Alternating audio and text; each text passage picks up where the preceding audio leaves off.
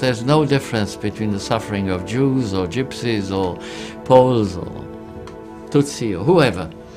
Human suffering cannot be graded. There's no better or worse suffering. So all suffering is the same. So all victims are the same. They all are humans who suffer.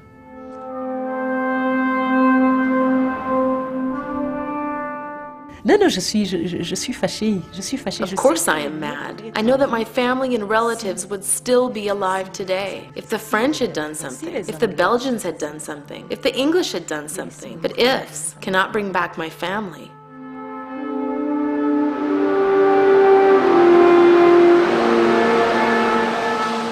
Genocide is preventable. As any extreme destruction of humanity is preventable, because I think the essence of humanity is not one of friction and of conflict, but on the contrary, one of seeking serenity.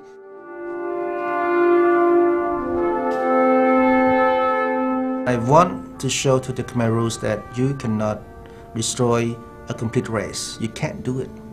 It's impossible. I'm back. I have survived. I'm back to confront you. We're not going to advance if all we do is say genocide is terrible, it should never happen again. We have to understand why it happened, how it happened, what were the forces that allowed this unspeakable thing to take place.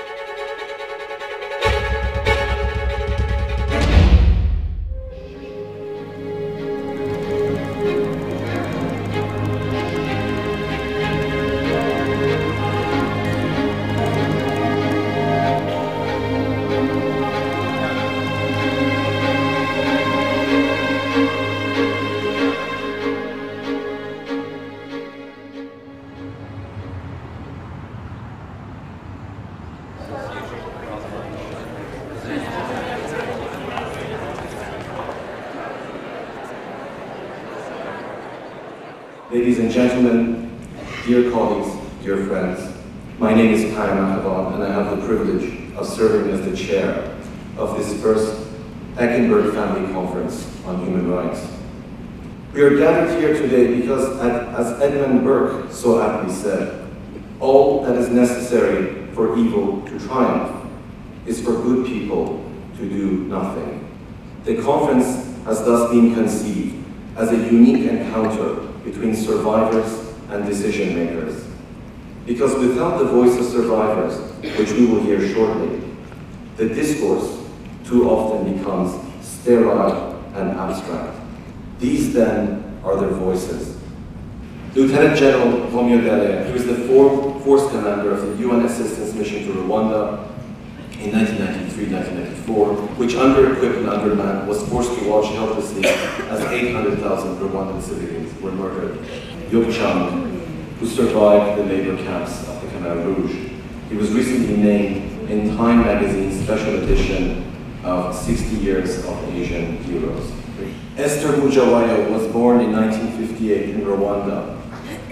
She lost hundreds of relatives, including her mother, father, and husband, during the massacres that took place in her country in 1994. Ladies and gentlemen, Esther Mujawayo. When I was invited to this conference, I was I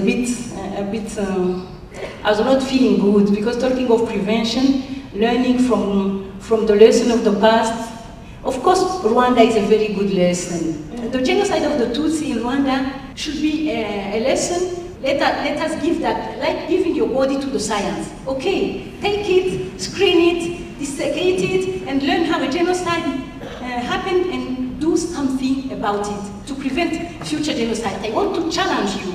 In this conference, I really think there is a goodwill. It didn't just come to meet and be smart and between nice people. I think there's really a will to change. And not only we should, we must.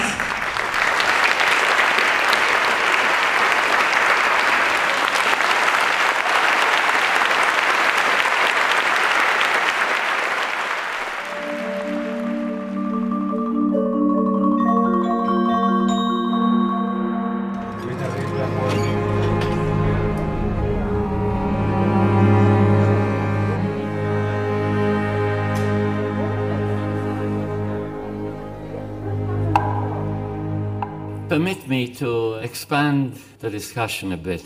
Humans are territorial predatory mammals. We defend real or imagined territory.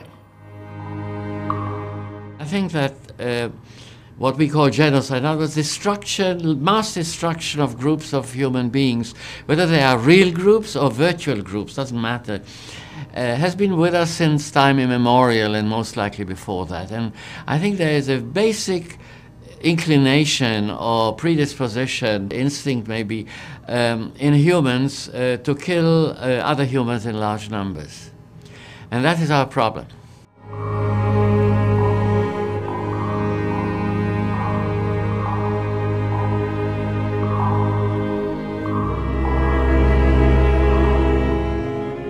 Tous les gens qui tuent sont des gens qui aiment les choses propres. People who kill are people who like things pure, proper, and virtuous. We never kill in the name of something bad.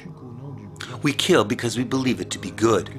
The Crusades, for example, or Adolf Hitler, who was convinced the German people were being exploited by the Jews and were only exercising their right to defend themselves. En fait, ils n'exerçaient que leur droit de défense.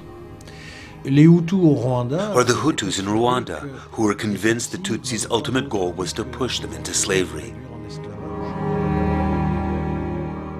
The Khmer Rouge were convinced that they had to erect a virtuous society, and that killing 1 million Cambodians was justifiable, because they had been contaminated over the years by foreigners, Americans, and capitalism. It always comes down to the same thing: a crusade in the name of goodness, virtue, and purity. It's one hell of a paradox. C'est un sacré paradoxe.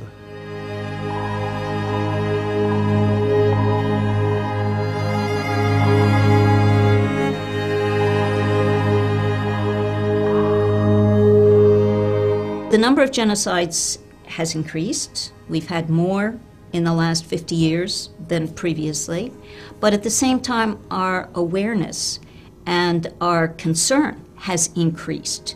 So what we need to remain hopeful about, and what we need to invest our energies in, is making that learning curve move faster so that we can understand how the genocides have developed and been perpetrated, so that our capacity to intervene can finally outrun the cycles of violence which are multiplying.